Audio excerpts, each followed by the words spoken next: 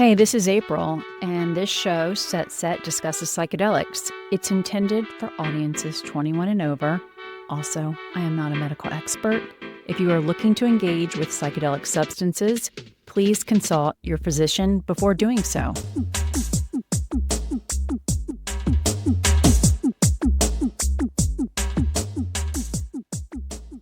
Hi, this is your host, April Pride, on Set.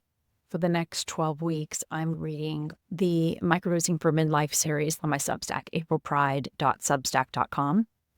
The first 6 episodes are available to free subscribers, and the final 6 are available to paid subscribers. There are other benefits to being a paid subscriber on my Substack. Go to aprilpride.substack.com. I'm going to read the first 6 in their entirety, and when we get to the 6 on the back end, I will read until the paywall enters. If I do stop and explain something that I'm reading, I'll let you know. The reason that I'm reading this is because I want people who have been listeners for a long time to know what we're doing on Substack, and I would like my Substack to come alive. I am recording in my living room, which is where Women in the Wild will begin this Saturday here in Seattle. I've been getting ready for a month, doing all kinds of things for my house. I'm so excited for it to be interactive. If you're curious about that, you can go to getsetset.com and check out Women in the Wild in the shop. Okay, let's see. I'm going to read week 1 of Microdosing for Midlife. And week 1 is intention setting and finding your dose. This went live on June 13th, 2025. I want to begin this post with a huge thank you to each of you. You've shared your thoughts on this series with me directly, especially the men who are following along to gain a deeper understanding of the lived experiences of the women they love. Your enthusiasm for and encouragement of this work means a great deal to me, truly. I'll have a follow-up here. Montreal-based startup called Eli Health closed $12 million for their Series A to launch the world's first instant hormone monitoring system. If you go to Substack, week 0, I'm reading week 1. You'll learn more about why that's important for women's reproductive health. Okay, back to the post. I read somewhere that our 40s can be seen as a period of adult adolescence, the stage in our life when we rebel against our conditioning and step into sovereignty. Add to that new hormonal terrain, put them together, and what have you got? Well, some may say a recipe for a midlife crisis, but my founder brain sees an opportunity for transformation. If you're reading this, perhaps you've experienced one side of the same coin. As I write this, I know that my choices during this decade have been in the name of self-actualization, which psychedelic integration continues to support. The power of integration in microdosing psilocybin isn't something that happens after the fact. With microdosing, it unfolds in real time. It's the practice of bringing new insights and emotional breakthroughs into daily life, while life is happening. Unlike high-dose psychedelic experiences that may need weeks of unpacking, microdosing psilocybin allows for gradual, embodied healing. You walk through your routine with greater awareness, compassion, and choice. No escaping, instead dropping in. Before taking my first microdose yesterday, I began with the self-scan exercise included in Set's micropsych protocol. This tool elicits a snapshot of the physical, emotional, and mental landscape of one's current state. Here's what surfaced for me. Physical: a persistent case of tennis elbow caused by laptop strain. Emotional: a tender undercurrent of grief as my eldest son graduates high school. Mentally: anticipation mixed with subtle resistance to change due to a job search. Interestingly, Louise Hay's Heal Your Body attributes elbow pain to difficulty with flexibility, symbolically resisting change or new directions. That couldn't be more aligned with where things are in my life. Midlife is the right time to microdose. Midlife for women is a neurological, hormonal, and emotional metamorphosis. The steady drop of serotonin, cortisol fluctuations, and the recalibration of dopamine all make it harder to stay balanced. Many of us start to feel overwhelmed, emotionally volatile, and disconnected from our sense of purpose. This is where psilocybin microdosing offers a unique ally.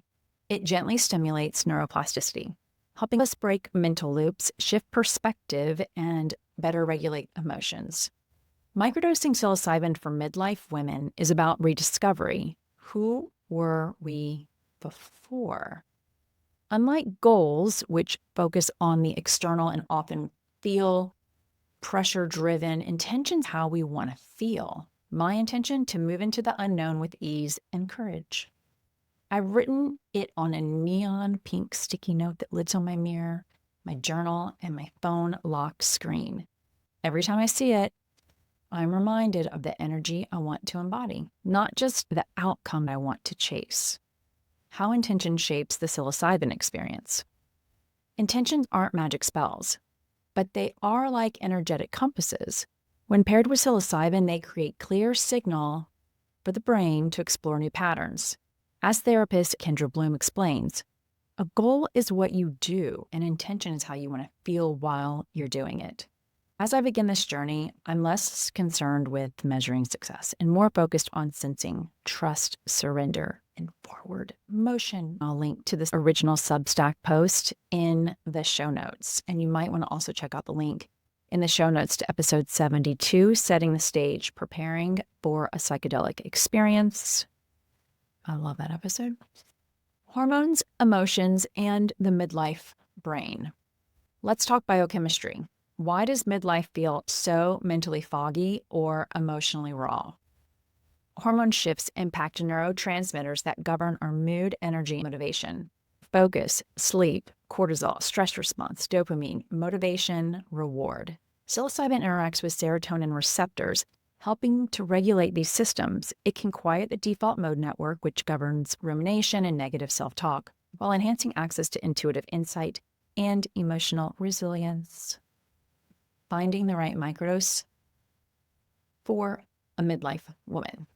The Set protocol recommends dosing every third day for a total of 3 months, 4 weeks on, 2 weeks off. A microdose is anywhere from 0.1 to 0.350 grams.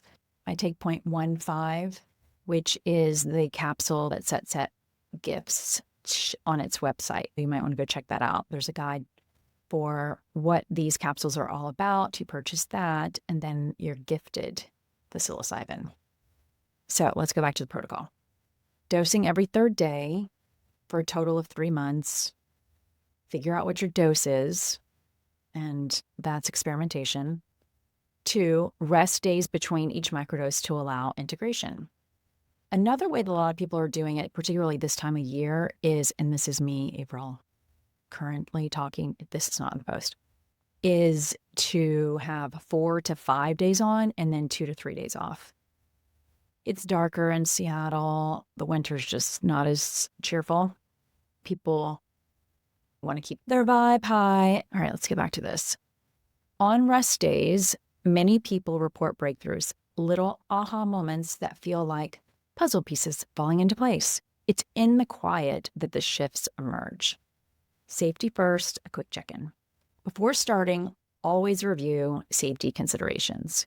Talk to a healthcare provider, especially if you're on medications or have pre-existing conditions. Avoid microdosing if pregnant, breastfeeding, or diagnosed with schizophrenia, blood pressure disorder, or cardiovascular issues.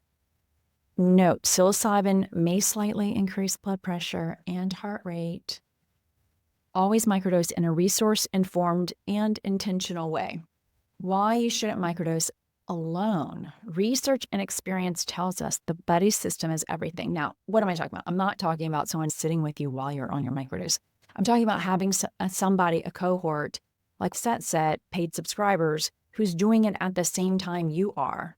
Ask questions, am I doing it right? Which a lot of people ask since you can't actually feel it. Like figuring out your intention. These are your cheerleaders, and they're a mirror that you didn't know you needed. Often others see our growth before we do. The accountability and the reflection of not doing things the same way seem to be holding your intention loosely, yet with direction. This weekly series is part of my own accountability and connection. I'll go through some FAQs. Is microdosing psilocybin safe for women in perimenopause when done intentionally and with medical oversight? Many women report improved emotional stability and sleep during hormonal transitions.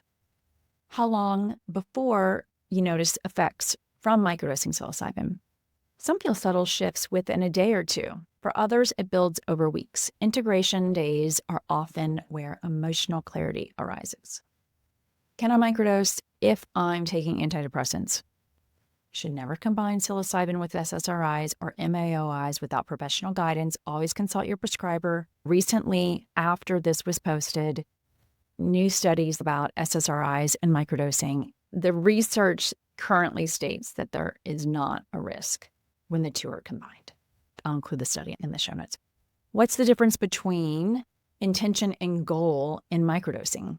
Goals are future-oriented tasks. Intentions are present moment energies guiding how you show up daily. How do I know if my microdose is too strong? If you experience visuals, nausea, or anxiety, it's likely too much. Reduce your dose and track your experience. Can microdosing help with grief of major life transitions? Many midlife women report that microdosing helps them move through grief, identity shifts, and life changes with more softness and self-trust. If you're interested in learning more about Set's Substack community, you can check out the show notes.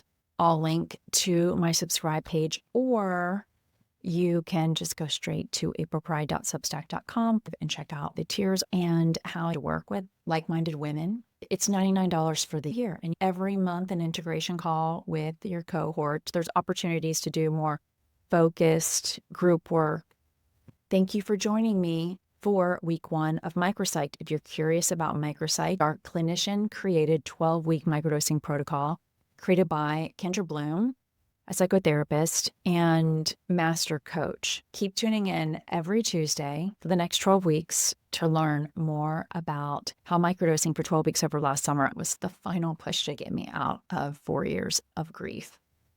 I had tried everything else, and this really helped me. I wanted to share the experience in real time with others since I'm asked about it all the time. Thanks for being on this journey with me. And a couple of things. This Thursday is Psychedelics and Seniors, although I should have named it Psychedelics and Aging at Town Hall Seattle.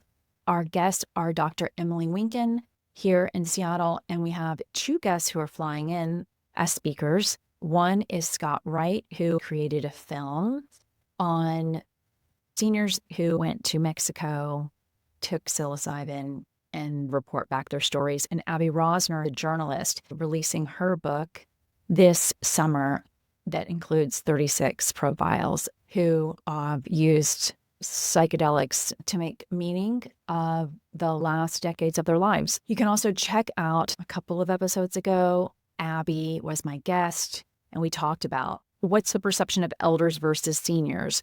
What is aging all about? Why are they turning to psychedelics? And it came down to meaning making. Have a great week. Take care of yourself and take care of those around you.